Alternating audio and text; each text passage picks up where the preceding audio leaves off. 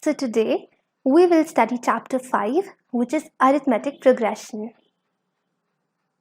To understand why we are studying AP, also called Arithmetic Progression, you just need to look around yourself. So you'll observe that there are many beautiful patterns in nature. Be these trees, be the sand dunes, be it yourself. Your DNA, which differentiates you from other individuals, is also a unique sequence of amino acids.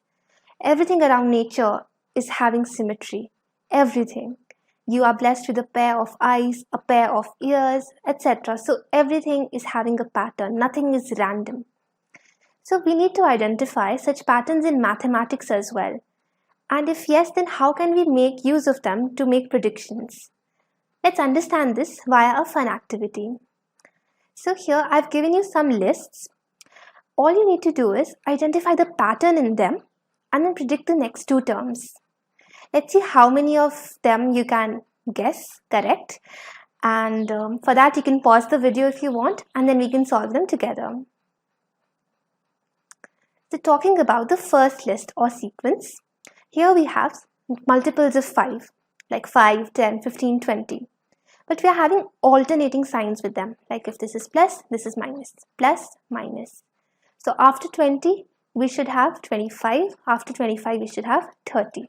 So if this is minus, this should be plus, and this should be minus. Talking about the second sequence, right now it seems pretty random. So what we can do is, we can take the differences of any two consecutive terms in this list. Like 3 minus 1 gives me 2. 7 minus 3 is 4. 15 minus 7 is 8. You must have seen that the numbers don't make much sense, but the differences between them do. So here we see that the difference is getting doubled every time. So if you're having 2, then we are having the difference 4. 4, then 8. So you must have predicted that the next difference would now be twice of 8, which is 16. Which means the next number would be 15 plus 16, which is equal to 31. If this difference over here was 16, the next difference would be double of 16, which is 32. Which means 31 plus 32, which is 63. Now this one is very simple because this is nothing but the list of prime numbers. What are prime numbers? They are numbers which are divisible by only 1 or by themselves, like 2, 3, 5, 7, etc. So after 13, 14 and 15 are not prime numbers. 16 is also not a prime number. So the next number is 17, and after 17 the prime number is 19. Then this is a very interesting sequence. It's very famous as well. I'll tell you a bit of background to this first. This is called the Fibonacci sequence. It has been named after the Italian mathematician Fibonacci. What's so special about this sequence is its pattern. So if I give you the first number in this sequence as x, the second number as y, then you can sum up the first two numbers to get the third number. So if this is x, this is y, the next number would be x plus y. This pattern is seen over here as well because this is nothing but the Fibonacci sequence. So 0 plus 1 gives me 1. 1 plus 1 gives me 2. 1 plus 2, 3. 2 plus 3, 5. 3 plus 5, 8. So now what should you get next? 5 plus 8, 13. And you tell me the next one like this. 13 plus 8, 21. So the digits are 13 and the numbers are 13 and 21. Now this last sequence is a bit tricky, but not at all difficult. I'll tell you how to crack it. So here, the first number is just having the digit 1. How many times is this digit 1 appearing? Only once. So the next number is 1, 1. 1 times 1. Now we are having 1 and then we had 1 once, so 1, 1. Now how many times am I having this 1? Twice. So the next one would be 2, 1. That means 2 times 1. Now how many times am I having 2? 1 time. So 1, 2. How many times am I having this 1? Only once. So 1, 1. So similarly, how many times am I having this particular one? Only once. So 1, 1. How many times am I having this 2? Only once. So 1, 2. And how many times am I having these ones? Twice. So 2, 1. Now count the number of ones which we are having here. 3. So the next number would be 3 times 1. Then how many times am I having 2? Twice. So 2, 2. How many times am I having this one? Only once. So 1, 1. Now you can predict the next number as well. So how many times am I having 3? Only once. So 1, 3. This one is appearing once. So 1, 1. These 2's are appearing twice. So 2, 2. And these 1's are appearing twice. So 2, 1. Alright. So how do we differentiate between a list and a sequence? So a list, when coupled with a pattern, makes it well defined, and that is what we call a sequence. So in mathematics, we have different sequences. Okay, like we have AP. Our entire focus would be on AP only, which is arithmetic progression. But there are other sequences as well in math, like we have GP, which is geometric progression.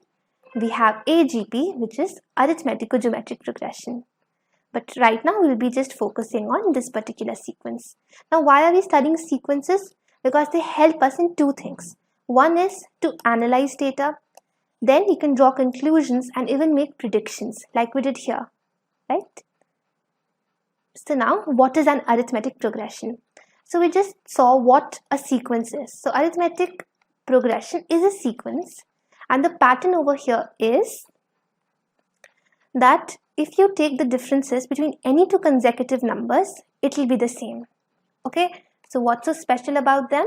That difference between two consecutive numbers.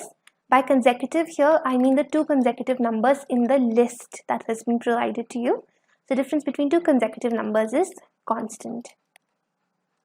So here if you see 8 minus 5 is 3, 11 minus 8 is 3, 14 minus 11 is 3. Since this difference is remaining the same, therefore we call such a sequence an AP arithmetic progression. Now the good thing is that you need not write this entire term in your exam. No marks would be deducted if you simply write here AP. It's understood the moment you say AP that you're referring to arithmetic progression. So the only key to identifying an AP is to look for the differences between the two consecutive numbers. Okay, and if it turns out to be constant, then it is an AP. So can you think of an AP? Well, if not, I'll give you some examples. So you have the set of natural numbers. So they go like 1, 2, 3, 4, etc. So this is an AP because the difference between any two consecutive terms, as you can see, 2 minus 1 is 1, 3 minus 2 is 1, 4 minus 3 is 1. So the difference remains the same, which is 1. So this, the set of natural numbers, is an AP. Similarly, the set of whole numbers starting from 0 going on like 1, 2, 3, etc. is also an AP with the difference remaining 1. Then you talk about positive integers, you talk about negative integers. All of them are APs, okay, as long as the difference between the two consecutive terms is the same. So basically, we can also say that an arithmetic progression is a list of numbers in which the succeeding term is obtained by adding a finite number to the preceding term. So like in case of 5 and 8, the preceding term is 5 and the succeeding term is 8. And how do we get this succeeding term? By adding a finite number 3. So if you every time keep on adding 3 to the previous term, you keep on getting the next term, and that's how you form your AP. So this fixed number that we're talking about, that fixed difference, is actually called the common difference of an AP. Now, I'll tell you one very interesting thing. So I've told you earlier also about Carl Gauss. So Carl Gauss is the father of arithmetic progression. He was a child prodigy, and when he was in school, his teacher asked him to sum up the integers from 1 to 100. And at that time, he discovered arithmetic progression. So that's very interesting. Now coming on to this topic. So here we just figured out how this particular sequence is an AP because the difference is same. Now let's understand the structure of an arithmetic progression. So all of these numbers that we were talking about, we are calling them terms. So throughout this chapter, I'll be using number and term, interchangeably. So just remember, these are called terms. So like this is your first term, this is your second term, this is your third term, this is your fourth term, and so on and so forth. Here the first term is represented by the letter A, and this difference or the finite number that we were talking about just a couple of minutes before is called the common difference, and it is represented by D. Is it clear? So if I give you a sequence like 1, 2, 3, 4, you can identify that it's an AP because the difference is the same. Now if I ask you, tell me what is A and what is D. So A is the first term, which is 1, and D is the difference, which is remaining constant, that is 1. Alright, if I give you 2, 4, 6, 8, so on. So here A will be 2 and D will be 4 minus 2, 6 minus 4. That will be 2, because this is an AP, so the difference is the same and it turns out to be 2. Now we have this example. So here we have 100, 70, 40, 10. So we see that the numbers are decreasing in this arithmetic progression. So this is like a decreasing AP. So what is the difference? So you always take the second term minus the first term. Okay, never do it first minus second. The order should be this: 70 minus 100. So what is this difference? Minus 30. 40 minus 70 is minus 30. 10 minus 40 is minus 30. Okay, so the difference here every time is minus 30. So we see the common difference is minus 30. So if you add this finite number minus 30 to the preceding term, say 100, you will get the next term, that is 70. If you do the same thing,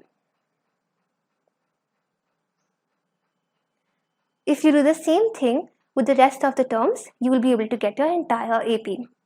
Now let's consider this example, 3, 3, 3, 3. So here if you look at the difference, 3 minus 3 is 0, 3 minus 3 is 0, 3 minus 3 is 0, the difference remains the same. So as long as this difference is same, we say that this is an AP and the common difference here is 0. So if you add this finite number 0 to the preceding number 3, you will get the succeeding term, which is 3. So here we have noticed, like in the previous example, we got the common difference positive. Here in this example, we got it negative. And in the third example, we got it 0. So basically your common difference could be positive, it could be negative, it could be 0. But as long as it is remaining the same, we get an AP. So this is an important remark over here, that the common difference can be positive, negative or 0. Then we look at the general form of an AP. So here I told you that the numbers in this AP are also called terms, right? So I can represent, an AP like first term, comma second term. Now instead of writing this, again and again, what we can do is we can denote it by some letters. So we can have it like A1, A2, A3 going on till say the nth term. Alright, so we will call this as AN. So this is nothing but this 1, 2, 3 is just telling you about the position of a particular term in your AP. So A1 means the first term, A2 means the second term. And if I'm considering an AP having n terms, then the last term would be the nth term, and I can represent this by AN. Okay. So basically if I ask you how do you represent the 7th term, what would your answer be? It will be A7. Now you tell me what will be the 101th term. It will be A101. So this is the general way to denote the terms of an AP. Now if it's an AP, the difference between any two consecutive numbers should be the same, which means that A2 minus A1 should be equal to A3 minus A2, and this process should keep on going for the last two terms. So if this is the nth term, what will come before the nth term? Before n we have n minus 1. So before the nth term we will be having the n minus 1th term. So how will I represent the n minus 1th term? Simple. Using the same logic, if it's n minus 1th, that means it will be represented by an minus 1. So A2 minus A1 is equal to A3 minus A2, and this goes on till an minus 1. Why can I write this? Because it is an AP, and in an AP the difference between any two consecutive numbers remains the same. And all these differences are what we call the common difference, denoted by D. That's why we can say that for an AP having first term A1, second term A2 going on till AN, and having the common difference D, we can write that A2 minus A1 is equal to A3 minus A2 and goes on till AN minus 1, which is equal to D. Now we can also represent an AP like this. How? I'll just tell you. So consider an AP Okay, and I told you that the first term of an AP is also represented by A, and the common difference is represented by D. So if the first term is A, so I'll add a finite number to the preceding term to get the next term. So if I add D to A, I will get A plus D. If I add D over here, the next term will be A plus 2D. If I add D over here, I will get A plus 3D. So this is nothing but your first term A1, second term A2, third term A3, fourth term A4, and this goes on. So you can write your general form in any of the ways. You can write it like A1, A2 going on till AN, or if you take the first term to be A and the common difference to be D, you can also write it like A plus D, going on and on. So if it's AN, you'll get to know later this will become A plus N minus 1 into D. That's how we represent this. We'll figure it out, okay? No worries if you're not able to get it right now, because I have to explain this to you. Okay, so now an AP could be finite or it could be infinite, and it all depends on the number of terms which an AP is having. So if I give you an AP, an arithmetic progression, it could be finite or it could be infinite. Now, as the name suggests, if it's a finite AP, it will be having finite number of terms. You all know what finite and infinite means, right? So finite means it's having finite number of terms. Infinite means it's having infinite number of terms, which means you just can't say how many terms are there. Now, how do you make out if an AP is finite or infinite? So if it is finite, the last term would be present over here, and if it is infinite, the last term won't be present, which is obvious because if it's having infinite number of terms, you can't predict what the last term would be, where the AP would end. You can't predict that. So I'll explain this with an example. So if I give you 1, 3, 5, 7 going on till say 21, then the last term is present, which means this AP is having finite number of terms, which means that this is a finite AP. But wait a second, how do we know this is an AP? Because the difference between any two consecutive numbers here, like 3 minus 1, 5 minus 3, 7 minus 5, it is turning out to be the same, and it is turning out to be 2. So D is equal to 2 in such a case. But if I give you an AP like 1, 3, 5, 7 going on like this, I'm not telling you the last term over here. So you tell me if it is a finite AP or is it an infinite AP? So yes, it is actually an infinite AP because the last term is not mentioned, which means it has infinite number of terms, and hence we cannot tell the last term. Now, obviously you must have attended a school assembly at least once in your life. So you would know that the students are arranged in increasing order of their heights usually. So the shortest person occupies the first position and the tallest person occupies the last position. So similarly, you've been given over here the ascending order of heights of some students. The units are over here centimeters, and now you have to tell if it's an AP or not. First of all, it is an AP because 148 minus 147 is 1, 149 minus 148 is 1, so the difference remains the same. And how do you identify if it's finite or if it's infinite? You look at the last term. Is it present? Yes, it is present. That means it has finite number of terms, which means it is a finite AP. Now let's have a look at infinite AP. We've discussed this example already. So these are nothing but odd natural numbers. So here the last number is not present, which means the number of terms is not finite, it is infinite, and we call this an infinite AP because it does not have a last term. That's all that you need to remember. Then let's have a look at some examples. So far you know you can identify an AP, but let's solve some questions pertaining to it. So first of all, identify if it's an AP. So let me call the first term A1, the second term A2, and the third term A3. Now just for general knowledge sake, look at this list. I'm calling this a list right now because we are yet to verify if it's an AP or not. Now you tell me, in case if it's an AP, is it going to be finite or is it going to be infinite? So the last term is not present, which means it is going to be an infinite AP. Coming back to the question. Now find the difference between any two consecutive numbers. So find A2 minus A1. Second term minus the first term, that is going to be minus 1 by 2 minus 1 by 2. That turns out to be minus 2 by 2, which is minus 1. Let's find out A3 minus A2 in a similar manner. So the third term is minus 3 by 2 and the second term is minus 1 by 2. So you get minus 3 by 2 plus 1 by 2, which is minus 2 by 2, which is minus 1.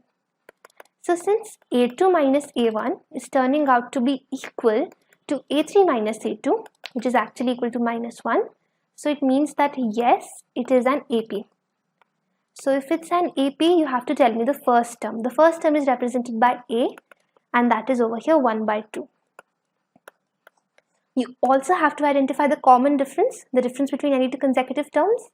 You need not calculate it again because you've already seen in this case it turned out to be minus 1. We've already calculated this.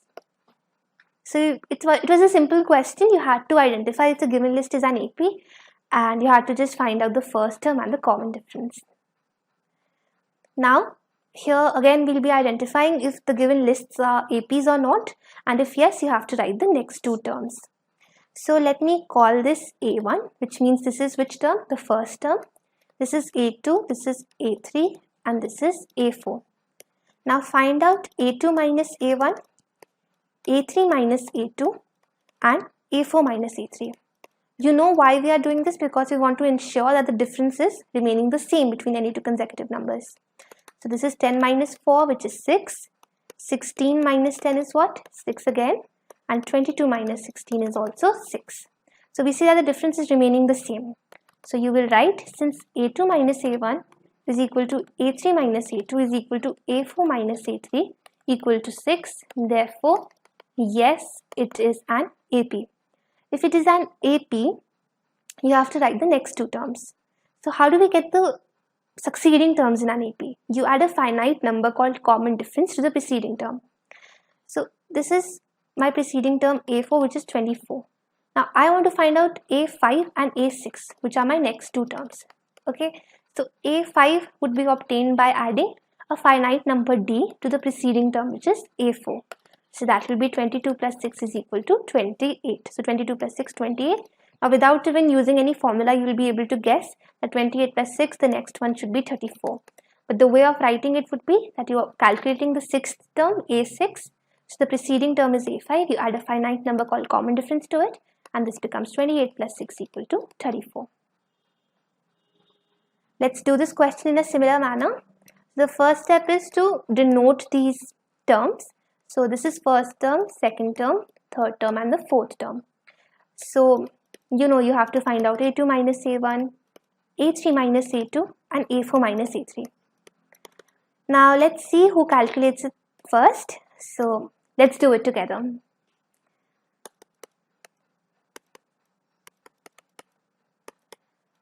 Alright, so you should be getting minus 2 every time. If yes, then you are on the same page as me. So what you notice here is that the difference again remains the same, and that is equal to minus 2. So yes, it is an AP, and this minus 2 is nothing but your D in that case. So if I want to find out A5 and A6, I'll just take the preceding term A4 and add the common difference D to it. For A6, I'll take its preceding term A5 and add D to it. So A4 was minus 5, to this you're adding minus 2, which makes it minus 5 minus 2 minus 7. The next term would be then minus 7 plus minus 2, which is minus 9. Let's have a look at this example now. So come on, you only tell me if you're getting the same difference every time or not.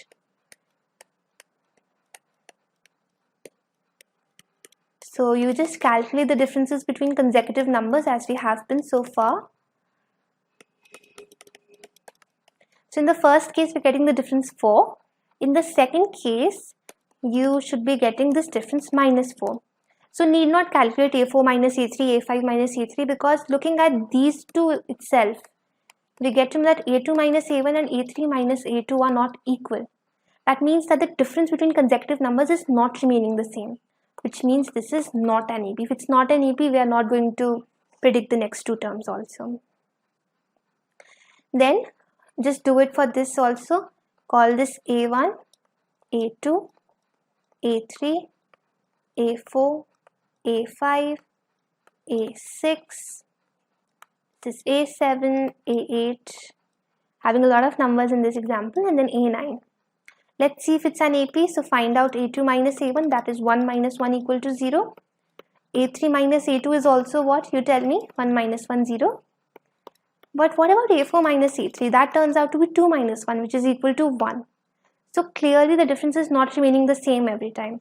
So you may say A2 minus A1 is not equal to A4 minus A3 because this is 0 while this is 1. Or in other words, you can also say that A3 minus A2 is not equal to A4 minus A3. Because this is 0, this is 1. So the basic idea is that the difference between any two consecutive numbers should be the same, which is not in this case. So this is not an AP, so we are not interested in predicting the next two terms. Then let's move on to the nth term of an AP. So I already showed you this term actually. It's going to be represented by this. But how we'll understand that? So let's consider the general form of an AP, which goes like A1, A2, A3 like this till AN. And I told you that you can represent this AP also by taking the first term as a common difference D. So every time you keep on adding D to the previous term. So if first term is A, you should get A plus D. Add D to this, you will get A plus 2D. If you add D to this, you will get A plus 3D and so on. Now we want to make out that how will we write this term over here in this format. I already told you this, that it should look like this, but how? We are going to see how, okay? So if it's the first term, you know, this will be 1. Second term, the subscript will be 2. Third term, subscript 3. Fourth term, subscript 4. And nth term, subscript n. Now you must have noticed that if I'm having A1, it is equal to A. Or in other words, I can say A plus 0D. If it's A2, it's A plus 1D. A3 is A plus 2D. A4 is A plus 3D.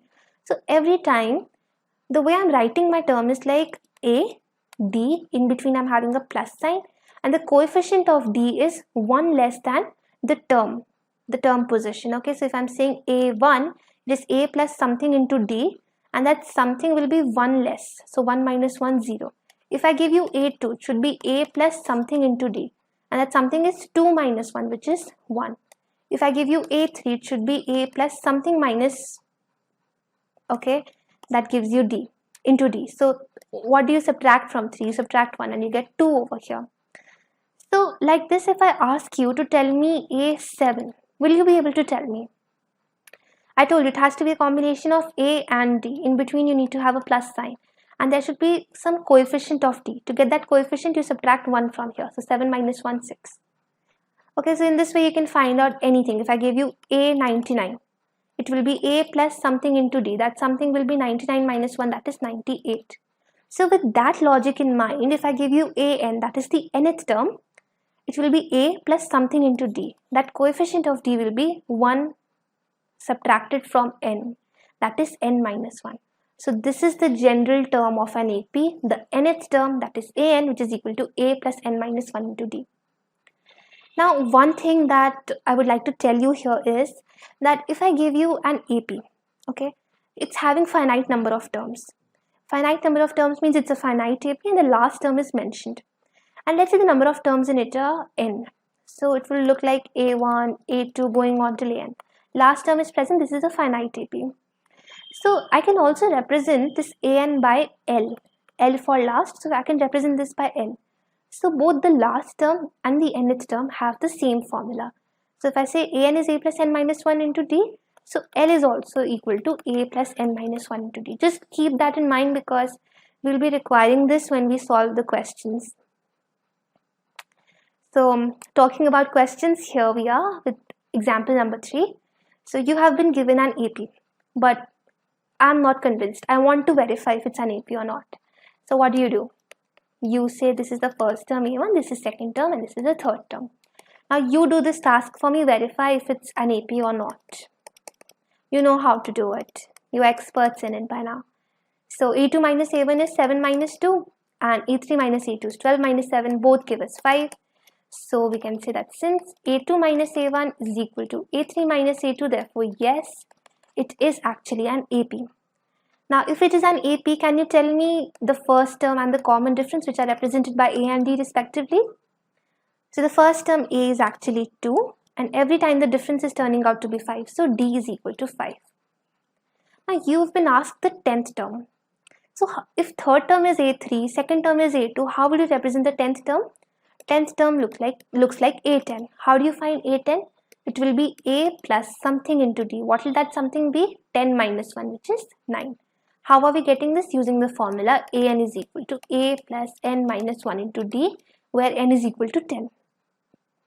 Now you know the value of A and D. Just substitute it in this equation. So A is 2 plus 9 into D is 5. So 2 plus 45 is 47. So this is the 10th term of your AP, which is 47. Then which term of the AP is minus 81? So again you can confirm that 18 minus 21 is minus 3, 15 minus 18 is minus 3, and since the difference is remaining the same, so yes, it is an AP. Now if I don't know which term is minus 81, I can assume it to be something like we have been doing in algebra. So let the nth term, which is represented how? By An. So let the nth term of AP be minus 81. Now this means that An is having the value minus 81. Now what is An? You know it is A plus n minus 1 into D, and this is equal to minus 81. Now what is the first term over here? A. A is equal to 21. And what about D? D you can calculate like A2 minus A1, A3 minus A2, and it turns out to be 18 minus 21, 15 minus 18 minus 3. So A is 21 and D is minus 3. Just make the substitution over here. So you will get 21 plus n minus 1 into minus 3 is equal to minus 81. So take this 21 over there. This plus becomes minus. So n minus 1 into minus 3 is equal to minus 81 minus 21, which is minus 102. Now you can simply cancel out these minus signs and you can cancel this 3 and 102. This becomes 3 3s are 9 and 3 4s are 12. So 34. So basically I've got n minus 1 equal to 34. If I take this 1 on the RHS, minus becomes plus. So I get n equal to 34 plus 1, which is 35. So this means that your 35th term is minus 81. Then they're asking, is any term 0? So here, since we've already taken An, now let's take AK this time. Okay, the formula would still remain the same. A plus something into D. What is that something? K minus 1. Okay, exactly like this formula. So this time AK is given to be 0. So it means that A, which is 21, plus K minus 1 into D, which is minus 3, is equal to 0. Let me take the 21 over there. So I'll get K minus 1 into minus 3 is equal to minus 21. You can cancel this minus and this 3 becomes 7. So I'm getting K minus 1 is equal to 7, which means K is equal to 8. Which means that yes, I do have a term 0 in this AP, and that is none other than the 8th term. So two very interesting remarks that I'd like to make here is that this is the use of the general term of an AP. If you want to make out, that which term is minus 81, you make use of the general term and you get to know that term. If you want to see if any term is having this particular value, say 0 in this case, you can make out. So how you're getting all this is just using the general term of an AP.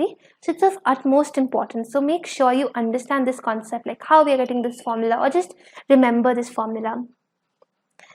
Then in the previous example, if you wanted to verify if your A35 and A8 are correct, like this is minus 81, this is 0, you could have simply done that using the formula A plus n minus 1 into D.